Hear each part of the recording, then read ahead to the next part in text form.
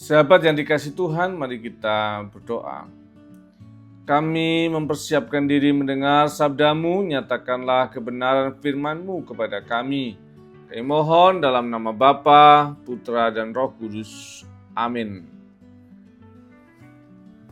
Bacaan kita terambil dari Mazmur 148 ayat 1, 2, dan seterusnya sampai ayat yang ke-13. Haleluya, pujilah Tuhan di surga, pujilah Dia di tempat tinggi. Pujilah Dia, hai segala malaikat, pujilah Dia, hai segala tentaranya. Pujilah Dia, hai matahari dan bulan, pujilah Dia, hai segala bintang terang. Pujilah Dia, hai langit yang mengatasi segala langit, hai air yang di atas langit. Baiklah, semuanya memuji nama Tuhan, sebab Dia pemberi perintah, maka semuanya tercipta. Dia mendirikan semuanya untuk seterusnya dan selamanya, dan memberi ketetapan yang tidak dapat dilanggar.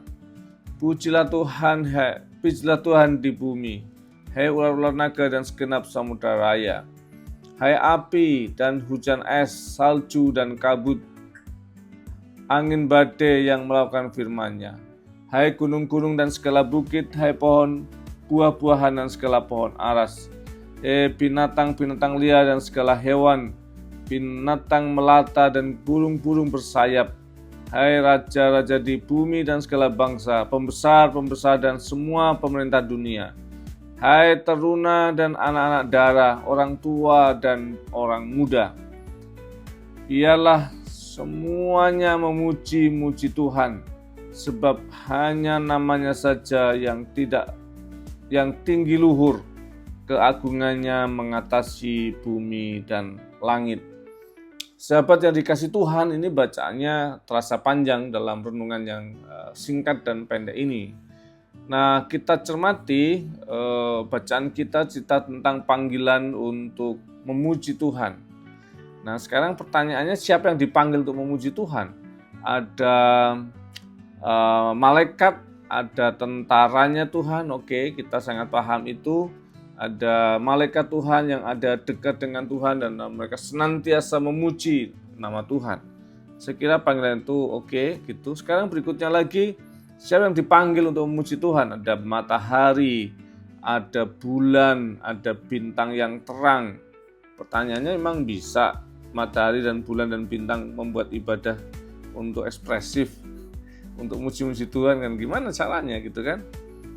Ditambah lagi dikatakan bahwa pujilah Tuhan hai langit, dan kemudian berikutnya lagi ular-ular naga, kemudian samudra, kemudian api, hujan es, salju, kabut. Kita bisa tambahkan lagi semuanya data di alam ini ya. Embun gitu lah, kemudian apa lagi? Bumi sudah tadi, langit apalagi? Mega, mendung, apa semua kemudian kita bisa tambahkan gitu. Tanya gini, memang bisa gitu kan? Memang bisa. Gunung-gunung, ada bukit lagi, sebutkan bahkan pohon-pohon, buahnya, buah pohon itu, binatang liar, segala binatang, disebutkan burung-burung yang terbang. Sekarang ini pertanyaannya, ini panggilan untuk memuji Tuhan, tapi kenapa itu berisi dengan banyak sekali hewan, binatang, alam, dan ada seorang teolog yang menolong kita untuk menghayati. Dia bernama Thomas Hicks. Dia mengusulkan bahwa ada banyak teks Alkitab, salah satu yang tadi kita baca itu menunjukkan bahwa pandangan antroposentris itu sudah harus ditinggalkan ya. Dia mengarahkan kepada pandangan ekologis. Pandangan ekologis bahwa alam semesta ada dalam rancangan kehendak Tuhan yang baik, dan semua itu dalam rangka untuk memuliakan nama Tuhan. Dan manusia hanya sebagian kecil dari alam semesta ini. Dan alam yang begitu besar bahkan tanpa manusia sekalipun alam akan baik-baik saja. Jangan-jangan gara-gara manusia maka alam jadi nggak baik-baik saja gitu kan? Sangat mungkin. Makanya ada panggilan berteologi secara ekologis, kesadaran bahwa manusia dengan alam semesta itu hanya setitik kecil, kita numpang hidup di alam yang besar ini. Maka kita nggak memakai pendekatan bahwa alam semesta ini dipelihara Tuhan, bahkan dikatakan manusialah yang menguasainya. Ya, tapi kan jelas di Alkitab dikatakan mengusahakan itu, bukan menguasai dalam pengertian untuk kepentingan yang rakus manusia gitu ya, sehingga alam jadi rusak gitu. Yang harusnya setiap burung berkicau untuk memuliakan Tuhan, setiap daun yang bergoyang untuk memuliakan Tuhan, bebatuan yang memuliakan Tuhan dengan berdiam diri, itu semua keindahan. Tapi kemudian pohon dirusak, burung-burung nggak punya tempat lagi, dan kemudian mereka harus mengungsi, bahkan mungkin punah. Kemudian alam ini menjadi sulit untuk mencerminkan cinta Tuhan karena kerusakan alam yang begitu dahsyat, karena kerakusan manusia.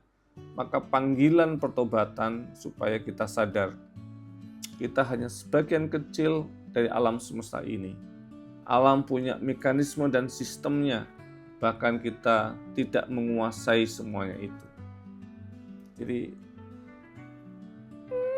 kecil banget. Jadi syukuri semua berkat Tuhan. Dan yang kedua, kita dilibatkan untuk menjaga alam ini. Alam ini sudah indah sesuai dengan ciptaan Tuhan. Semoga kita menghargai dan menghormati keindahan itu, bukan malah merusaknya. Usahakan untuk kita menghayati tentang teologi ekologis alam ini, ciptaan Tuhan, dan ternyata semua dipanggil untuk memuliakan Tuhan bersama dengan kita manusia. Mari kita berdoa. Kami bersyukur kepadamu dalam segala kemurahan-Mu, kami boleh menghayati akan firman-Mu saat ini. Tuhan yang menolong dan memberkati kami untuk rendah hati, dan kami menyadari segala hal yang baik yang Tuhan sediakan bagi kami. Terima kasih Tuhan Yesus. Amin. Kasih karunia dan damai sejahtera dari Allah Bapa kita dan dari Tuhan Yesus Kristus, penyertaan dan pertolongan Roh Kudus menyertai hidupmu. Amin.